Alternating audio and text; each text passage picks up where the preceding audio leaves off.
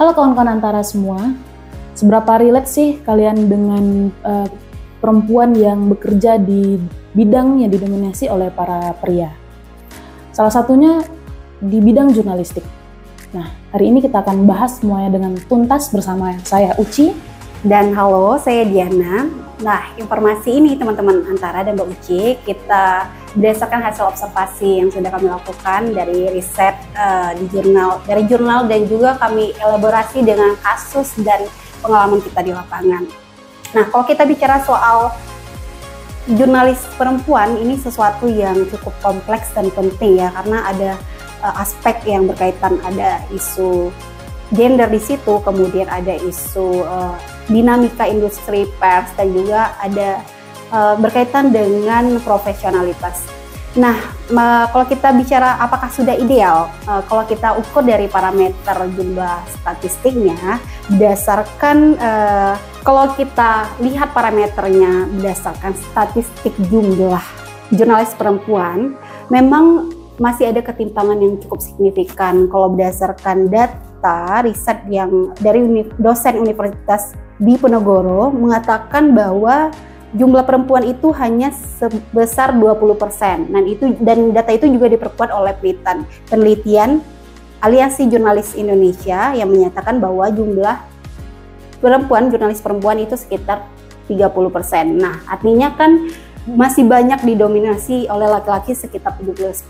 Menurut Mbak Anissa sendiri, apa sih yang menyebabkan banyak mahasiswi yang merupakan alumni dari jurnalistik kurang tertarik untuk melanjutkan profesi sebagai jurnalis?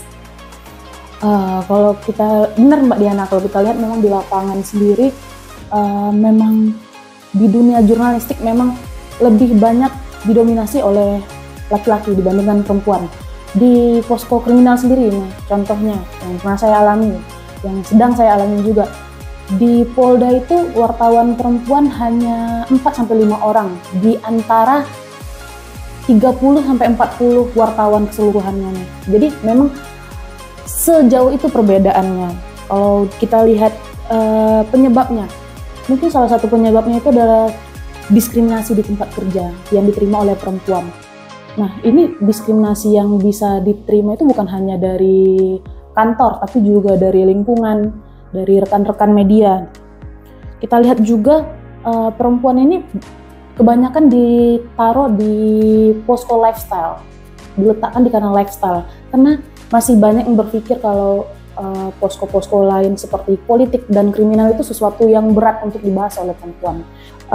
Mungkin sebab keduanya itu ada beban ganda yang diterima oleh perempuan yang bekerja di bidang jurnalistik. Mbak Diana sendiri tahu kalau kita sebagai wartawan itu kerjanya nggak tentu waktu ya Mbak. Gitu. Terlebih lagi kalau perempuan itu sudah memiliki keluarga, sudah berumah tangga, membagi waktu antara profesionalitas sebagai wartawan dan ibu rumah tangga itu mungkin cukup berat. Itu salah satu penyebabnya. Nah, kalau Diana sendiri nih di posko politik, apa memang perbedaan jumlah antara perempuan dan laki-laki sebanyak itu Pak? Atau seperti apa?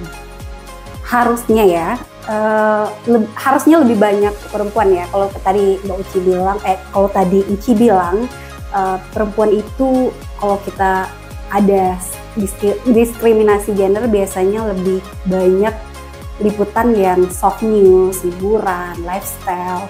Nah, biasanya di politik harusnya banyak perempuan kan, tapi kenyataannya faktanya memang lebih banyak laki-laki. Positifnya adalah kita bertemu dengan banyak narasumber, kemudian memperkuat relasi. Nah, narasumber ini kan mempunyai karakter yang berbeda-beda. Ada yang mau digali informasi dari mereka, dan ada juga yang tidak mau digali informasi dari mereka. Nah, biasanya kalau politisi, mereka kan sangat jago sekali berretorika, kemudian menyampaikan pendapat. Nah, informasi-informasi yang disampaikan itu bias, penuh kepentingan. Nah, kita sebagai jurnalis lah yang harusnya bisa meng-cross-check fakta, apa yang disampaikannya itu benar sesuai dengan kondisi yang terjadi. Nah, di sisi lain, biasanya kalau berteman atau punya relasi politisi itu ya hal yang saya alami ya pribadi ya, ketidaknyamanan ketika kita memulai beradaptasi mungkin adalah semacam godaan-godaan secara verbal. Nah, untuk mengantisipasinya saya sendiri biasanya langsung to the point aja atau menyampaikan bahwa saya tidak nyaman dengan kondisi tersebut kalau biasanya di lapangan. Nah, kalau kesulitan yang lain yang dihadapi ya paling kuat, paling penting itu ya biasnya informasi yang disampaikan, karena memang ketemu kepentingan, ada kepentingan konstituen di situ, ada kepentingan pribadi, ada kepentingan partai di situ. Nah, kita harus pintar-pintar lah untuk mencerna isu tersebut. Kalau di kriminalitas, Uci yang berposko di kriminalitas, kita tahu kan banyak pemberitaan yang cukup ini ya membuat kita tercengang akhir-akhir ini.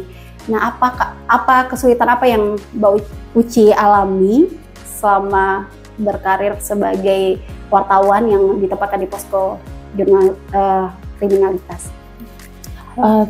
Tadi terkait karena tadi disinggung tentang tadi karena disinggung juga godaan-godaan yang diterima jurnalis perempuan nih ya Diana. Sebenarnya masalah keamanan dan kekerasan seksual ini pernah diriset oleh AJI pada 852 jurnalis perempuan. Nah, dari riset ini 82%-nya itu jurnalis perempuan pernah mengalami kekerasan seksual, baik di lapangan, lingkungan kerja mereka, bahkan di digital. Kalau di kriminal sendiri yang memang kami sangat sedikit jumlah perempuannya, kalau yang saya alami sih mungkin kesulitannya waktu ngambil gambar ya. Waktu ngambil gambar kami yang perempuan itu pasti posturnya lebih kecil dibandingkan rekan-rekan yang laki-laki. Nah, jadi saat ngambil gambar itu ada kesulitan karena didesak-desak gitu. Karena berdesakan itu ya Diana harus jangan sampai jatuh gitu. Kan badan mereka 2 kali lipat bahkan dengan badan kita yang perempuan. Kalau kekerasan yang saya terima mungkin baru dari verbal sih, dan jangan pernah sampai fisik ya, semoga saja. Itu biasanya diterima dari rekan-rekan kerja di lapangan. Mereka mungkin menganggapnya suatu candaan, tapi suatu candaan seperti itu udah masuk ke dalam kekerasan seksual verbal sih ya bagi saya. Terus ada juga cerita dari rekan sesama jurnalis perempuan di lapangan, dia menerima ajakan yang mungkin tidak baik dia melihatnya dari narasumbernya. Nah, jadi ceritanya itu dari teman saya kalau mereka baru selesai liputan nih, ada beberapa wartawan lain, laki-laki dan perempuan yang meliput saat itu. Nah, narasumber ini cuma ngajakin teman saya buat ngopi, sedangkan jurnalis lain nggak diajaknya. Itu kan suatu hal yang aneh ya. Teman saya juga menciumnya sebagai sesuatu yang tidak biasa, tidak wajar. Terlebih lagi narasumber itu juga sudah menikah. Oleh karena itu dia menolak dengan sopan. Dari riset yang AJI lakukan itu ada sekitar 82% ternyata perempuan jurnalis perempuan ini mengalami kekerasan ya, khususnya kekerasan seksual di lapangan. Nah, sebenarnya banyak hal yang menyebabkan kita akhirnya diam dan tidak melanjutkan itu. Yang pertama mungkin karena hanya verbal, padahal itu tidak boleh dilakukan pembiaran. Kemudian kita di lapangan juga tidak ada saksi. Kalau biasanya dirayu, digoda dengan canda-candaan yang kita kurang nyaman, itu kan tidak ada saksi di lapangan. Nah, mungkin dan juga malu biasanya kan kalau kita melaporkan, kita yang biasanya memberitakan, tiba-tiba kita melaporkan, itu agak gimana gitu ya. Nah, padahal sebenarnya Dewan Pers sendiri sudah menginisiasi kebijakan regulasi internal agar kekerasan seksual pada perempuan ini dapat dihapuskan. Nah, itu sudah dikeluarkan kebijakan internalnya tahun 2024, yaitu tentang peraturan Dewan Pers nomor 2, peraturan Dewan Pers tahun 2024 tentang pedoman pencegahan dan penanganan kekerasan seksual di lingkungan pers. Dewan Pers kemudian mengajak semua instansi termasuk perusahaan pers untuk ikut ikut menjadi garda terdepan menjaga jurnalis perempuan dari kekerasan seksual. Nah, itu kan bentuk inisiasi yang sangat bagus sekali kan. Kita juga akhirnya kita di lapangan seperti ada pijakan lah, kalau mendapat tindakan yang kurang menyenangkan kita bisa melaporkan ke kantor, kemudian diteruskan. Itu kan satu hal yang positif bagi kita.